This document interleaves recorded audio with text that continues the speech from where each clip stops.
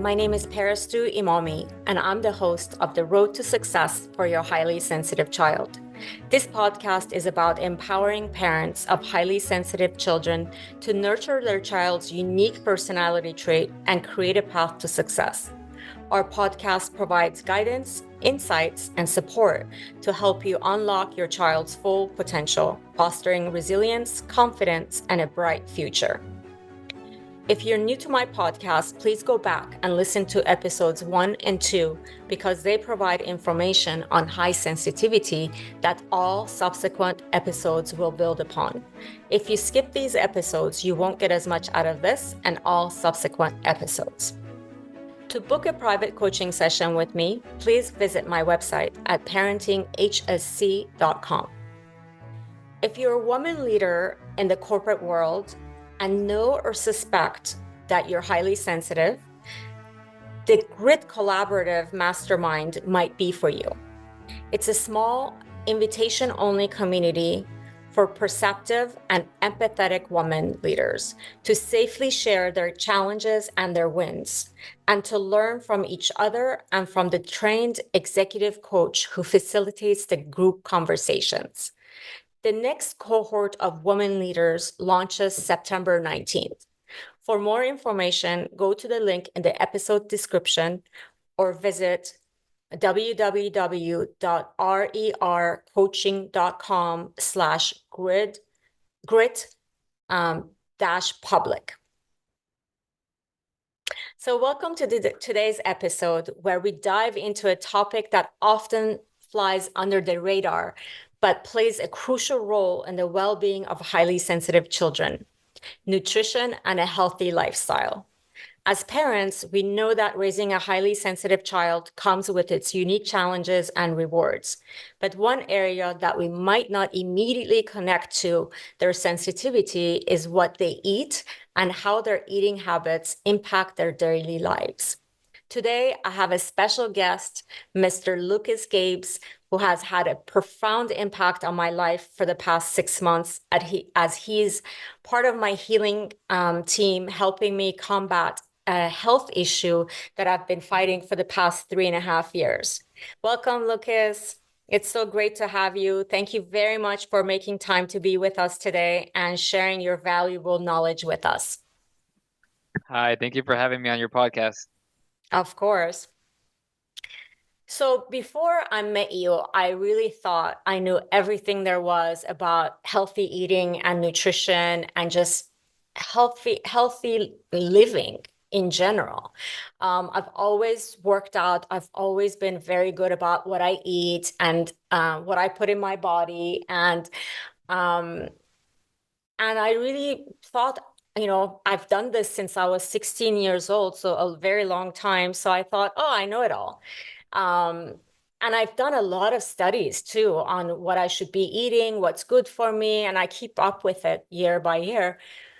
But when my doctor suggested that I contact you, I thought, I'm really not sure if I'm going to gain anything from talking to a nutritionist because I'm so informed on this topic already.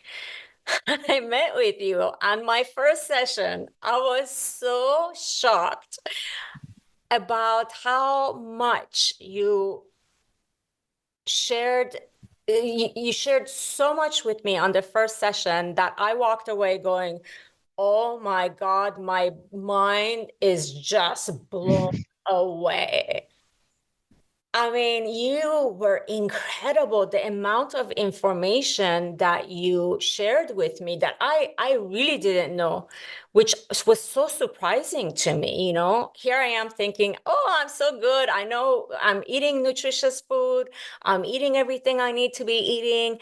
And then after I talk to you, I'm like, oh no, I don't know a lot. So thank you so much for that. And, of course, we've been working together for the past 6+ months now.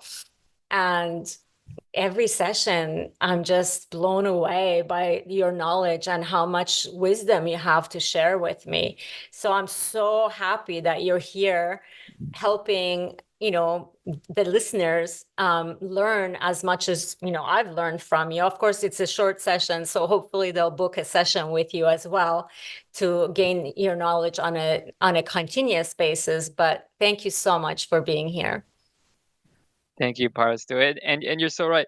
We all got work that, when it comes to nutrition, work that we could be doing, changes that we could be making. I'm a dietitian, and I'm still, you know, working on it every day, making changes all the time, working towards my long-term goals for my diet. And yeah, it's having someone to help make those changes and is definitely a great tool to have. Yeah, absolutely. And it's having the right person, because not everybody has the knowledge that you have, and not everybody is. I think what I felt the most with you is that you were so attuned to what was going on specifically with me, and you asked the right questions to understand what I'm eating, and right away was able to tell me in the very first session. I remember that in the very first session you told me, okay, these are the things that you need to change. These are the things you need to add. This is how you do it. You gave me a list of, like what I could make, various salads, for example, because I told you I like eating salads, or I like making protein shakes.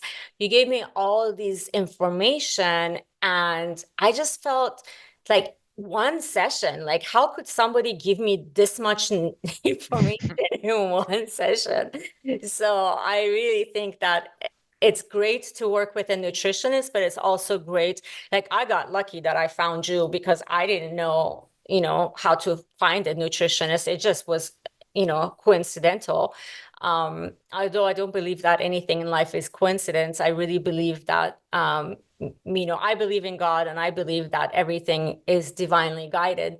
So I'm really grateful that I got you. And that's one of the reasons that I wanted you to be on the show, because I wanted to share the knowledge that I gained from you with others, with other listeners and other people, especially parents who have highly sensitive children, because I'm a highly sensitive person. And although I'm an adult, still nutrition plays a huge role in my life and my well-being. And as a highly sensitive person, things affect you a lot more deeply than a non-highly sensitive person. So I can imagine that for a child, it's even more impactful than it would be for an adult, for Right. example. So let's get into it. So the one thing that I want to share is, my listeners already know what to look out for, like what are the four components of being highly sensitive. Um, One of the things is that we are very attuned to our environment. And this also includes our physical bodies. A lot of people don't think about that, but actually, highly sensitive people are very, very good about knowing what's going on with their body. So, this heightened awareness means that what they eat can have a more profound impact on their mood, their energy levels, and overall well being. And also, with food can really help you stay regulated as well. I talk about doing somatic practices to regulate the nervous system for highly sensitive children, but food is also very important to regulate your nervous system. So one of the things I thought about, Lucas, is blood sugar balance. For highly sensitive children, one of the most significant factors to consider is blood sugar balance, because highly sensitive children may be more prone to mood swings and irritability. And when their blood sugar levels fluctuate, this can impact their irritability and mood swings even more than than normal times. So what can they do to avoid these ups and downs, um, from a nutrition fact point of view as far as keeping your blood sugar balanced? Yeah, so a good place to start could be with fasting. So what's recommended is that we're usually eating from sun up to sundown. So by the time we go to bed, we're already digesting the food that we ate for dinner, and it avoids having a blood sugar spike or a blood sugar crash when we're sleeping. That could lead to restless sleep, and then we could start the next day on a bad note. So eating dinner before the sun goes down is huge. So, but I mean, it's it's a big change, especially if someone's usually eating dinner at 9 or 10. So I recommend slowly bringing that back down. 8:30, 8 for a while, and then one step at a time. Yeah. And I guess for children, especially younger children, like below teenage years, I mean, even teenagers nowadays, the ones that at least I talk to go to bed before 9 p.m. So hopefully, because they have to go to bed by 9, they would already be having an earlier dinner. But yeah, I think you mentioned that to me, and I remember when you mentioned it to me, I'm like, there's no way I can um, eat that early, and there's no way that I could not be hungry until the next morning because, for me, I'm such a snacker. I eat all the time. I remember when I was working in the corporate world, people would always say, "Oh my God, you're always eating. How do you stay so skinny?" And my answer was, well, I work out, first of all, and second of all, I don't eat big meals. I eat little meals throughout the day. So when you told me that, stop eating at a certain time and then you can start eating the next morning at a certain time, I really think I couldn't do it. When you told me, I didn't think I could do it, but actually it was much easier than I expected it to be. And it had such a great effect on my sleeping as well and my mood the next day. And I kind of like, I love breakfast. So it made me enjoy my breakfast even more because I was so Right. hungry. Definitely looking forward to breakfast. But yeah, making sure we're staying fueled up, make sure the kids are staying fueled up throughout the day, and not just fueled up during the day, but having the nutrients they need to grow, have a healthy growth for their childhood. Mhm. I guess another tip for blood sugar control would be having regular meal times. Uh, so if usually having breakfast at 8 or 9, keeping around that time throughout the week. With desserts, if a kid does want to have a dessert, it's recommended after a meal, preferably maybe like lunchtime, after lunch maybe. Or but definitely added sugars is definitely a huge problem with our modern American diet. So keeping an eye on added sugars is huge. Yeah. And so really focusing on having a more balanced meals that have protein, healthy fats, and complex carbs are what the parents should be focusing on feeding their children. Yes, 100% the protein, carbs, and healthy fats. And a big part of the plate, a big focus should be green leafy vegetables, uh, which is could be hard for children to want to eat. But there's some strategy around that, maybe smoothies or something. But uh, definitely that's a huge one that should be on every plate, if not most of them. Awesome, thank you. Yeah, I remember that when I was little, I was such a picky eater that I was actually the opposite. I didn't like meats, but I loved vegetables and I would eat all like salads and things like that. To this day, I love salads, but meat, oh my God, I could not eat meat at all when I was little. Uh, What about it made you not want to eat it?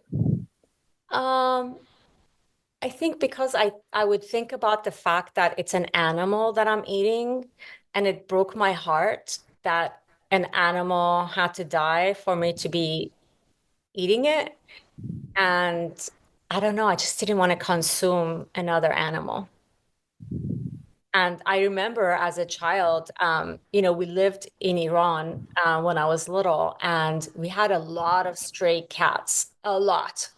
And so I would hide all my meat in a napkin, and then I would go and feed the cats in the neighborhood with my meat Nice. because then I would feel better. I would feel like, okay, I'm keeping these cats alive with this meat. Yeah, that's funny.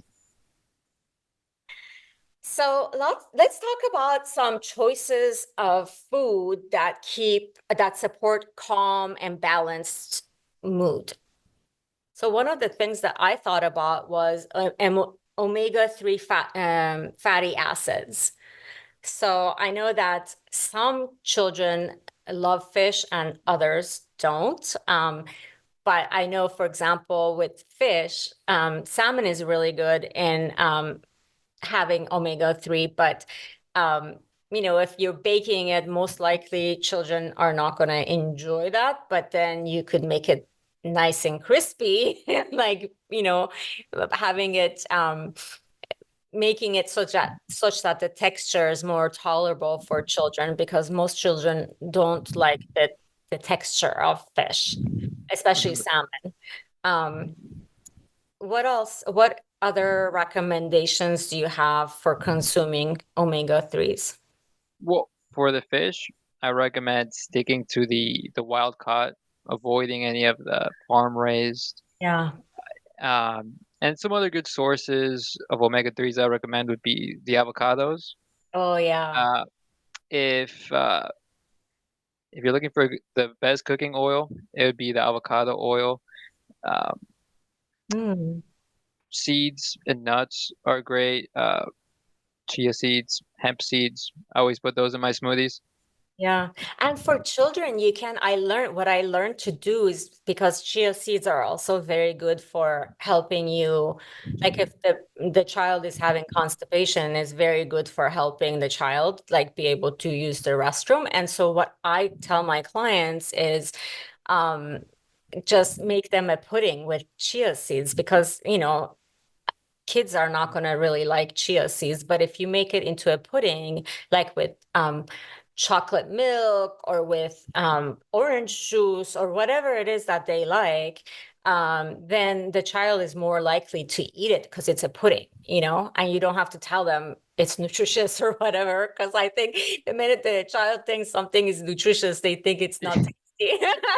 Right? Yeah, that's not gonna taste good. It's healthy. Yeah, but it works. It works for my clients. They've used it and they say it's really helpful for them to just make, Nice. chia pudding for them, for their It's a great kids. strategy. Yeah. So now let's talk about magnesium-rich foods, because I know magnesium is a mineral that promotes relaxation and can help soothe an overactive nervous system, and can basically regulate a highly sensitive child's nervous system. So what recommendations do you have around magnesium? Right. That's 100% true. That magnesium is crucial for a healthy diet. And just like omega-3s, another great source of the magnesium would be things like the pumpkin seeds. Uh, Mhm. if you do get the pumpkin seeds, I recommend getting the sprouted pumpkin seeds. Yeah. They digest a bit better than the regular pumpkin seeds. And one that we really got into is the cacao seeds, the cacao nibs, Yeah. and putting that in whatever you enjoy. If you're into chocolate, cacao nibs are a great magnesium-rich food to add in so many different kinds of meals. For example, with the chia pudding, put some cacao nibs on top, Oh, maybe. yeah. It smells so heavenly too. Like I got my mom into, by the way, I got my mom um away thanks to you from taking supplements. So we need to talk about supplements next. But and I got her taking the sprouted pumpkin seeds. They're organic. They're from Costco, so it's Oh, yep. really like a huge bag. And then the organic cacao nibs, I get that for her because she doesn't know how to get it and all that. So I just get it. And every time I see her, I take a bunch with me to her. And she absolutely loves it. She Nice. just eats it like that, like without anything. Like I told her, put it inside dates, like you taught me. I myself now put it on top of everything. I put it on my, oatmeal in the morning. I put it Yep. I don't know. I put it in anything and everything that, sounds good to have cacao nibs on. I have it. But my mom eats it just like that, like as a snack by itself. And I'm like, Wow. Mom, is like it doesn't have like it's not bitter for you? And she's like, no, it's not bitter. And then I tried it and she's right, it's not really bitter. And it smells so good that you kind of think that you're having chocolate, like dark chocolate. Yep. Exactly. Yeah. So let's talk about one thing that you taught me. Another thing, I should say, not one thing. Another thing that you taught me was to stop taking magnesium supplements. And I was shocked by the information that you shared with me because nowadays everybody is selling magnesium and like there are so many types of magnesium. So uh, tell us about why we shouldn't be taking magnesium supplements and why we should be getting our magnesium from food. Right. So with supplementing, I always recommend first we see where we're at. We do an assessment. Maybe it could be the blood test.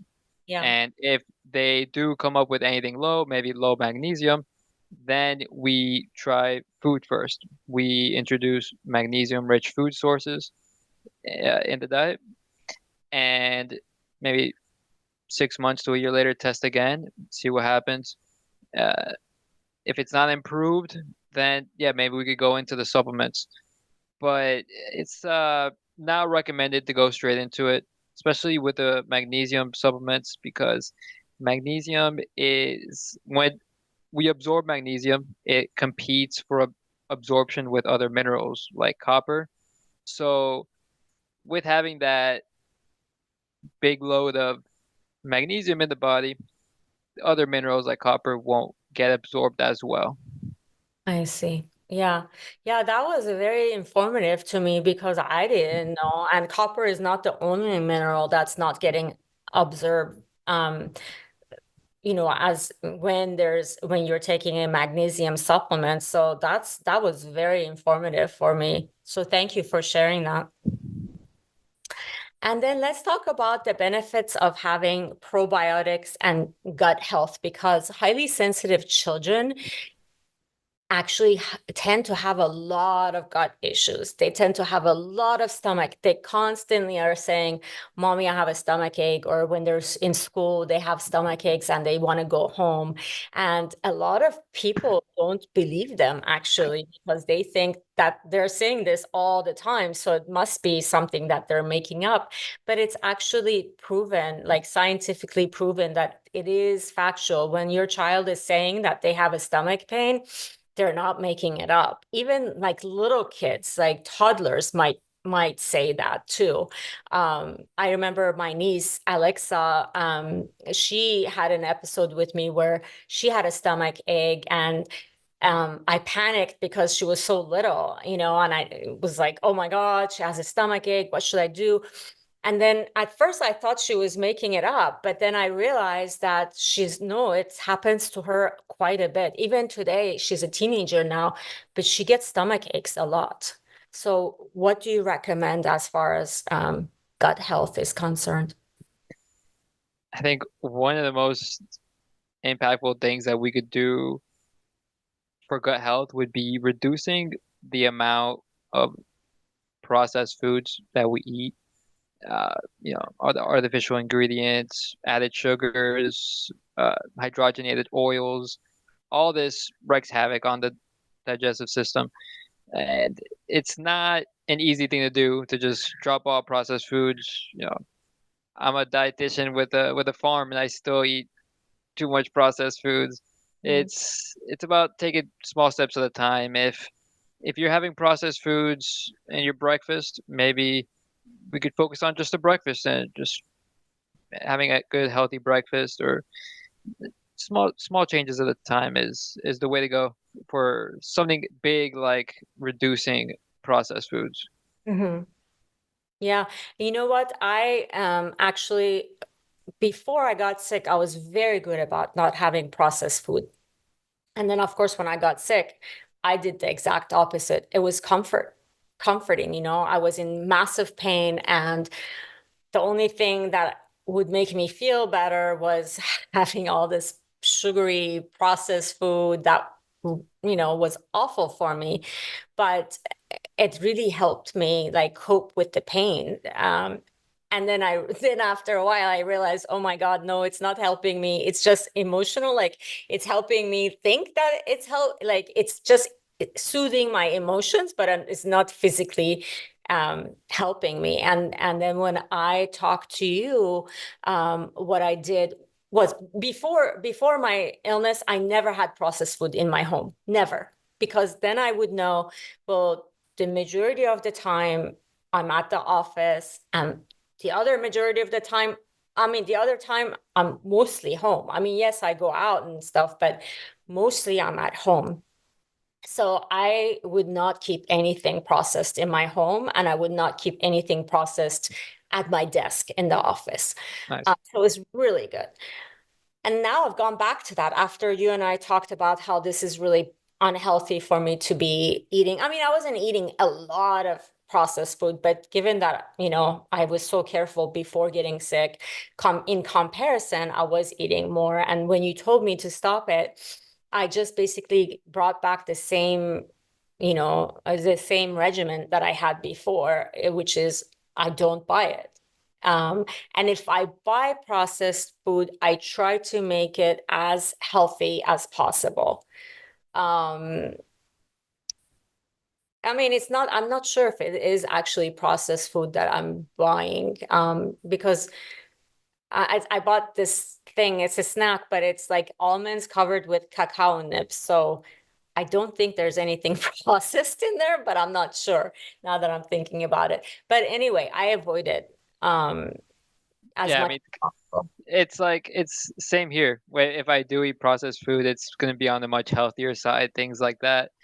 But the worst culprits are going to be things like fast food. All Yeah. the fast food chains, that is, the microbes don't want to eat it. Why should we?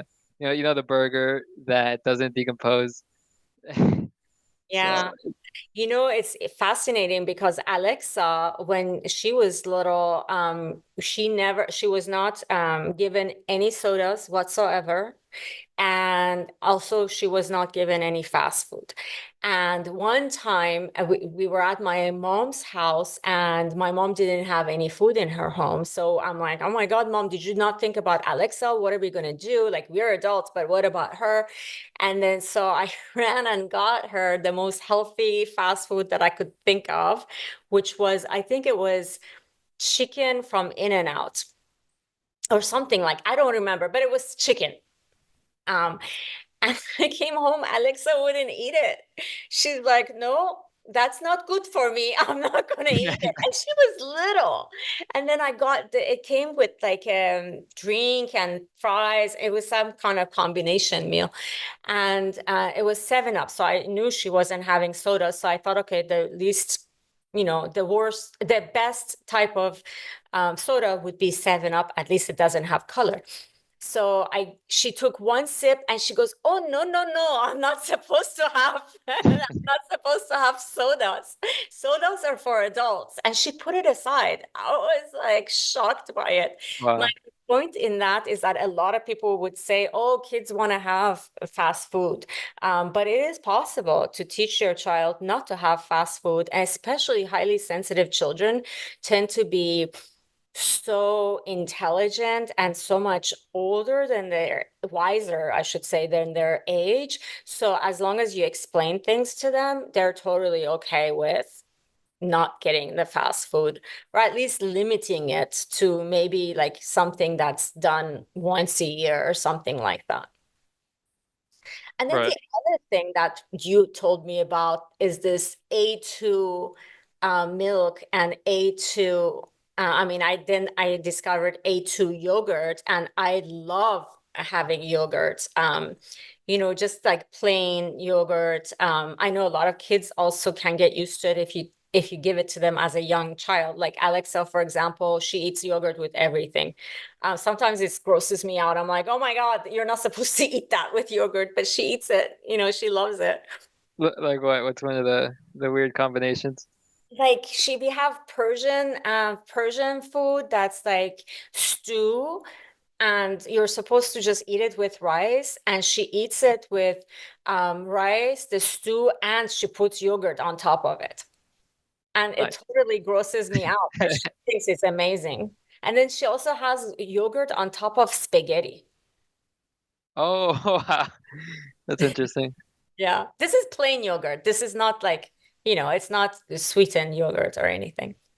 But I know yogurt is also a really good probiotic, and it's very healthy for children to have yogurt as part of their diet. Yeah, and with the milk, one of the key things to look out for would be the grass fed. Mm, These cows, they're made to eat grass, but in fact, these factory farms, they're just uh, giving them these soy and wheat products that, yeah, they get bigger, but it's not what they're made to be eating. So um, definitely grass fed is it's worth the extra charge. yeah. Oh no, I love my A2 milk. I love it. I mean, I can't, now that I learned about it through you, I don't buy anything, and my family is now eating it too, drinking it too. So it's not just me. So they're sometimes they call me, we can't find A2 milk. Do you have it in your grocery store? Can you buy it for me when you're coming? Because sometimes they don't have it in their neighborhood.